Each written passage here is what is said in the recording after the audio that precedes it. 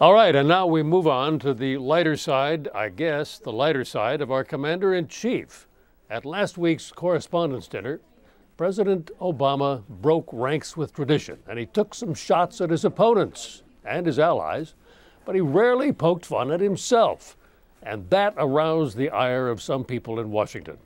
The president dropping self-deprecation in his humor, but is it to his advantage? The Washington Post's Paul Farhi wrote a piece this week looking at our presidents and their funny bones. Paul, thanks for being with us. Thank you. You know, it's been conventional wisdom forever in Washington that presidents should be funny by poking fun at themselves. But President Obama's not doing that. He's gone the other way. Instead of poking fun at himself, he pokes fun at just about everybody. Republicans, Democrats, people in his administration. Hillary Clinton took some humor and pokes as well. And it is different. Presidents tend to make fun of themselves and not others. So what's this about? I mean, is it a new generation in comedy?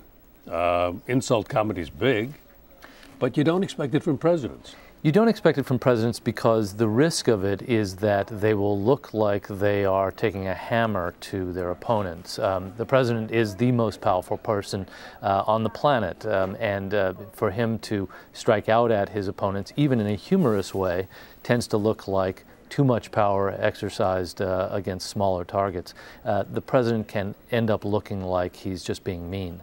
And of course, even when presidents indulge themselves in self-deprecating humor, as George W. Bush did, they can get criticized. I mean, remember the flap over President Bush talking about looking for the weapons of mass destruction under the chairs in the White House? That went terribly, terribly badly for him, and it looked insensitive. And again, even self-deprecating humor can backfire.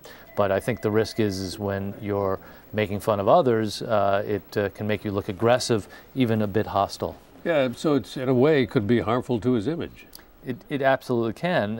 It makes a person look like they're got a little bit too much edge on them, perhaps. Particularly for the president, who's supposed to be the one who brings the country together. Humor wielded badly can come back on you and strike badly against you. Okay, so you pointed this out very nicely in a piece in the Washington Post earlier this week, which readers can find online. And you got a lot of blowback. Why? Well, I think it broke one of two ways. If you were a Democrat, you thought the president was very funny. If you were a Republican, you said, aha, that's exactly what I suspected about this man. So again, the partisanship of it was clear. I wasn't particularly saying that the president wasn't funny. I'll leave it for the viewer and the reader to decide whether he's funny or not.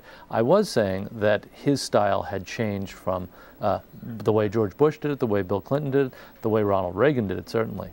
What do you think it says about President Obama that he chooses to take this route in humor? I think it's a reflection of his personality. Of course, he's not writing the jokes. He has a staff writing them for him, but of course he approves of these jokes, so it must reflect his sense of humor. And he delivered them with relish, I must say. He is actually a very good comedian, as it turns out. I thought he outshone Jay Leno, who's the professional's professional. So he's good at delivering these kind of jokes. But the real question becomes, is that the way the president wants to relate to his audience? Is that the way he wants to say, here's how I feel about my opponents and my friends? So I guess we have to wait and see whether the tone changes right before the next election. Huh? Well, and I think it will too, because again, the risk is too great if you do this repeatedly. Paul Farhi, thank you very much. Washington Post writer, appreciate you being here. Thank you, Bill.